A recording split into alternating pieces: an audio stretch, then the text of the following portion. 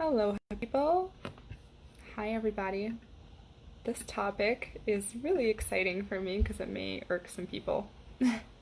And that's okay, because this is something I've been irked about, but I am finding this to be the driver behind why I do what I do now.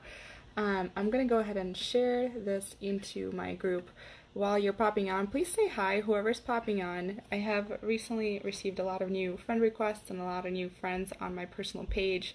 So I'm doing this partially to get to know you and vice versa, so you have a chance to get to know me and to shake up the world of spiritual entrepreneurship. This is hilarious conversation that I recently just had and have been having with people.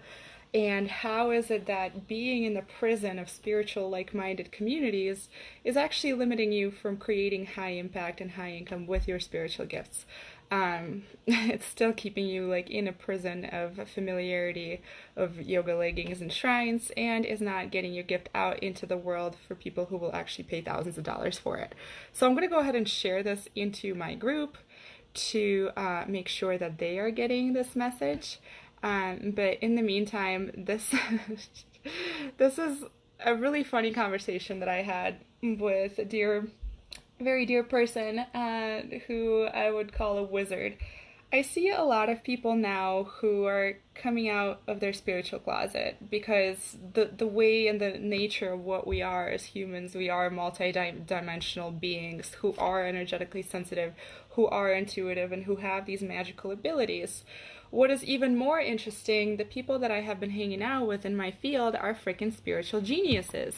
People who can cure cancers with energy work sessions, people who can create amazing branding, who can create like really amazing, how would I put it, like visual representations of what they see in people, people who can perform psychic surgeries to remove money blocks, people who can literally like help you heal relationships with your significant other through one energy work session, whatever. However, this is what's keeping them from making the amazing money that they can be making. There is a great big world out there outside of spiritual communities. And of course, this is kind of like the Salem witch trial or the Jesus syndrome, right? Whenever we come out and claim to have knowledge of ethereal realms like the back of our hand, it's fucking scary. We're gonna get burned at stake, we're gonna get put into the insane asylum. However, now it's becoming more and more comfortable for people because a lot of these like energetic modalities and energetic whatever practices, they're now backed by quantum science. And a lot of the people that I do meet that are spiritual geniuses, they know that their work works. And it doesn't freaking matter whether or not it's backed up. They know that their clients get results. But here's where they mess themselves up and where they don't put themselves in a position to be able to make a lot of money from their spiritual gifts, right? This is what happens. You end up playing in familiar audiences. Whoever is popping on, please say hi. I would like to be able to answer your questions if you have any.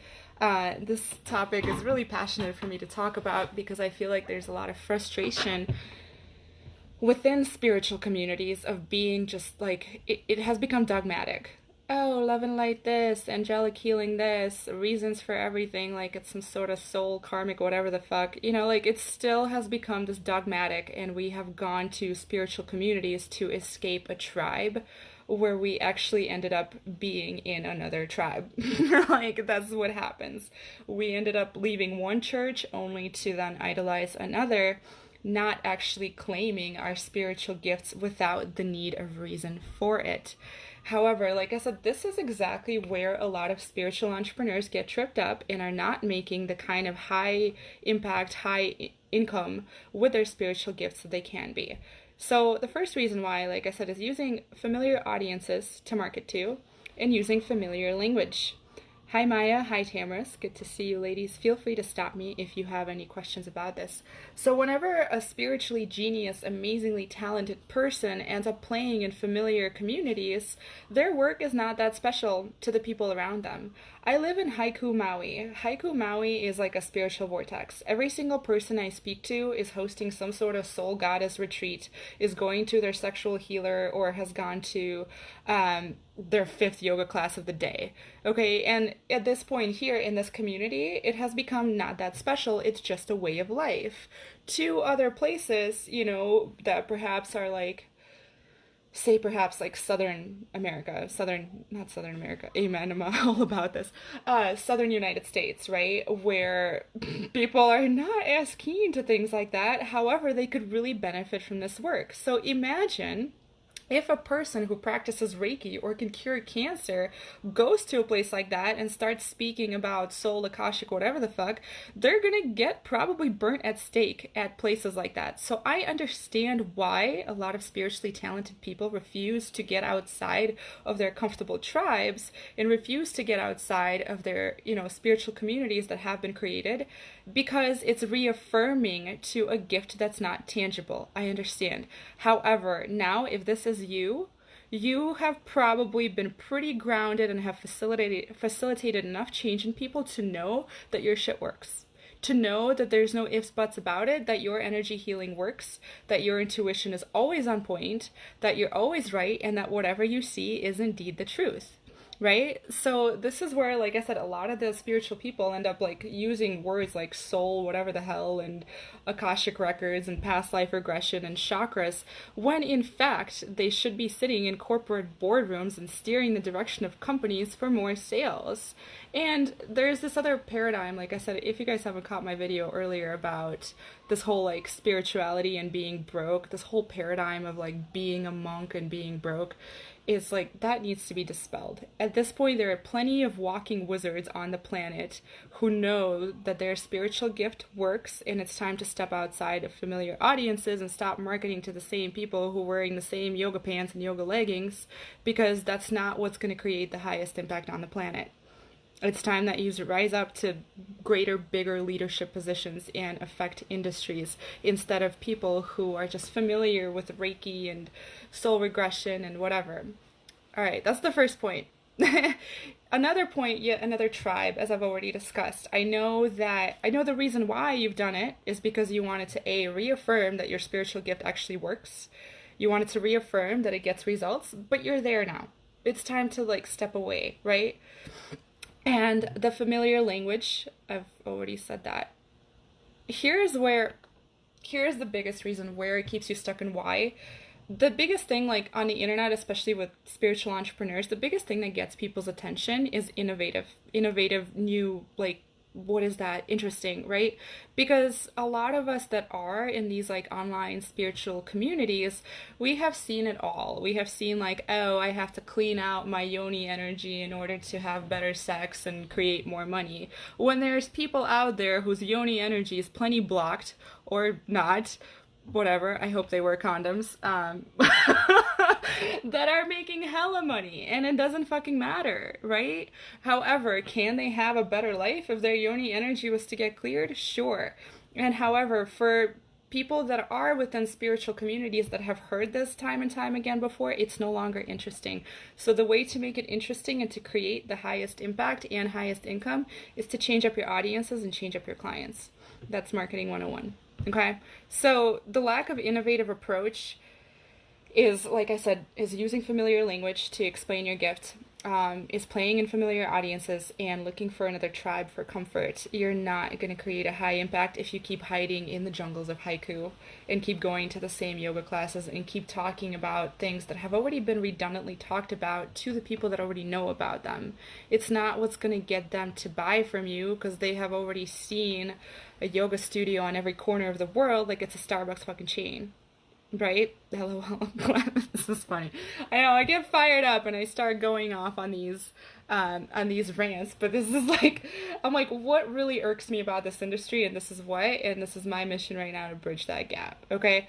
So the biggest problem that I see within these wizards, and the reason why they're like too afraid, is because you can't express it, is because you're not able to actually create a process or create a language in which you can talk to literally anybody about said spiritual gift and take your spiritual gift to the industries that will create the highest impact, hence the highest income clients come knocking on your door to get a piece of your magic. Okay, so the way to do that is to create more compelling marketing and to start reaching outside of the audiences that you normally play with and start getting into their conscious and subconscious needs and wants. And a lot of times this creates a lot of digging both on intuitive as well as logical levels, and this is where I come in. So I have been really freaking passionate about this, especially because this is something that irks me within the spiritual community of seeing the sameness over and over again. Like I said, we have gone to the spiritual side of things, and at first, while it was intriguing, in the last few years, it has kind of lost its luster, right? We're probably sick of seeing yet another intuitive, whatever the hell, and tarot reader. And please understand, like, I'm not trying to undermine your modality. I'm not trying to undermine your beautiful sacred magic. Because here is the other thing about this. You're calling it by its modality when in fact it's not. Like, I have practiced massage therapy. I have practiced what people used to call shadow alchemy, but it's not what it was. I created actually my own modality. Whenever I give a person a massage, it's not just a Swedish massage. It's not just a deep tissue massage. It's me, my energy, my intuition, my knowledge that I combine with the person on the table at that point in time. Can I name a modality on top of it? No. But what I can do is create a process where I can communicate to anybody about this and what exactly I do and how or why. How do I assess somebody's body, energy, whatever, and then tailor my process and tailor my massage to them so that I could speak about it to whichever audience. And my highest impact audience, say for instance, even for massage therapy, are people that are not really like-minded. Then are people that get the most amazing results from my work, are people that could care less about the process. They just want to know that they're going to get the results. Blah. So that's my rant. Do you guys have any questions before I continue on? I went into the marketing pitfalls, which I'm going to do another video in my group.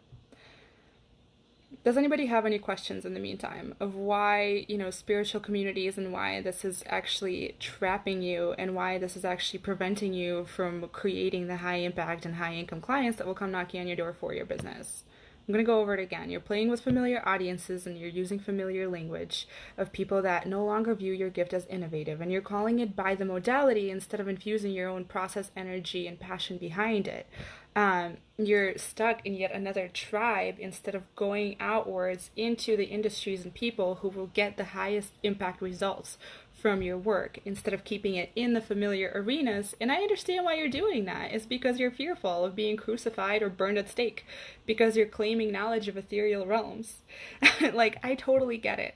So I have designed a program specifically with this wizard in mind. It's called Coalesce, and it's infused with my understanding of this energetic type of work that you do, because I have been there and I have practiced a lot of different modalities. I've experienced a lot of different modalities within the spiritual communities, but I also have understood marketing and how to market these kinds of things, how to processize what you do to the people that you will create the highest impact for. I have also understood a very unique process of market research and digging through specific places of where you can match your specific gifts to the people that will get the highest impact results out of your service. It's a very short program, and it's designed to leave you with confidence in being able to express your gift to anyone and everyone with a process that you know is repeatable no matter who you do it on, with a way to express yourself so you're not a closet case wizard anymore, with a way that you can go ahead and create confidence because of the fact that you have a process. You don't just know things intuitively, but you also know things logically, so then you can understand what it is that you do and understand why it's so special and why your gift is so amazing and unique and no one else can do that but you. And you can also utilize that to appeal to a person who may not necessarily be intuitively minded, but will require more of a logical explanation of what it is that you do, which is most likely your highest impact client. So if you know that this program is for you, it's a very short program designed to leave you with confidence, with your own process, with your own marketing language, with an understanding of your gift, not just like an intuitive way, but also a logical way. So you could then go ahead and express it to corporate boardrooms outside of yoga legging wearing ashrams. No offense to those spaces, because They have served me, and I'm sure they have served you on your spiritual evolution, but you will never be a leader. You will never be a high impacting, beautiful, spiritual, amazing, talented person who can create high impact and high income for yourself and for other people if you don't go ahead and start speaking about your spiritual talents to people outside of your spiritual communities. So PM me if you know that this is for you and you need help with your marketing process, your market research process, and how to express this to people and start pitching your products and services outside of your spiritual communities. Like I said, this is a very short program, and it's designed to get you quick into action and get you quick tangibles right away, right now. It's designed for eager action takers who are sick of the same old of being told that your yoni is plugged up and that's not why you're making money or whatever. It's time to dispel that, and it's time to own your magic and go into corporate boardrooms and really sell it for the price that it costs. All right, you guys. Well, thanks for listening to my rant today. This has been one of my favorite topics recently to dispel. This has been like on the tip of my tongue with most people that I speak to, and I look forward to speaking with you more. I'm going to go ahead and drop the links to schedule calls with me, as well as to my group where I do trainings just like this one, or little rants just like this one, in case you like this one a lot, into Marina's work. So there's the link to schedule a call with me. It doesn't cost you anything to do so. And lastly, here is the link to my group, Prolific Playground. I look forward to seeing you on the other side. Much aloha. Cheers.